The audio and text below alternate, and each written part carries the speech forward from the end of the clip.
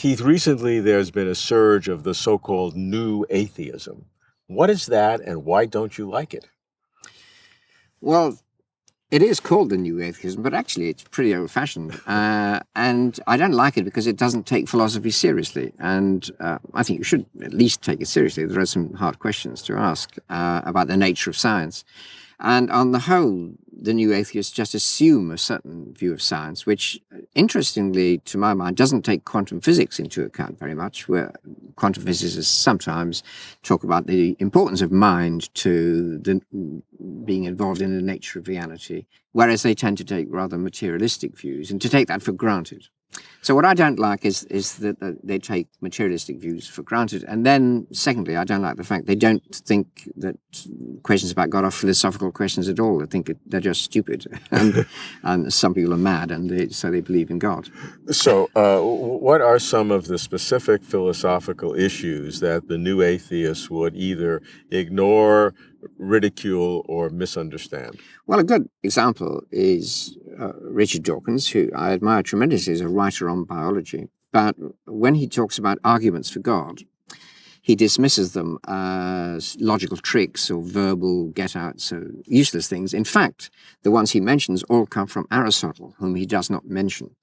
And I think he should read Aristotle, and I think he should realize that in the same university that he's in, there are people giving, huge courses of lectures on Aristotle. So this is a person worth taking seriously. And you may say in the end, and many philosophers do, I don't think the arguments for God are very good. But to say they're stupid and to say that Aristotle was just a ridiculous twerp, I mean, that I think is beyond the bounds of acceptability. The new atheists reject the philosophical arguments or ridicule them and dismiss them totally. You're telling me that those same philosophical arguments for God are largely rejected by even philosophers of religion, although they understand it. So what's the difference? Well, I don't know that they are largely rejected. They are debated. They're debated seriously. The difference is you've got serious debate about it. Okay. And it is possible for me, for example, to be accepted as a serious philosopher, really, on the whole, and still believe in God. Now, there may be some element of surprise in some quarters of that, but it's still possible. And if you look at the history of philosophy, it's just a fact that the vast majority of major, famous philosophers have believed in God. May not be a very orthodox God, but it's certainly a mental, knowing, intending reality which created the universe. And the argument against that said that is certainly true through history, but as science has continued to explain questions in physics and in biology, that the percentage of philosophers over time who believe in God has continuously shrunk. Yeah, I think that's probably true. It's a pity, really. I think things, especially in the last 20 years, in fact, more philosophers have turned towards materialism. My sense, however, is that although philosophers don't believe in God, it's not because they're materialists.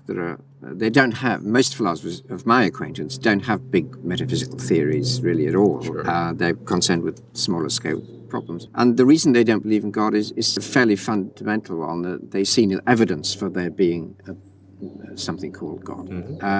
Now, people like me who stand in a more classical philosophical tradition, perhaps, think it's not a question of evidence, that it's an argument about metaphysical perspective, finding the most comprehensive and plausible and coherent overall metaphysical explanation for the universe.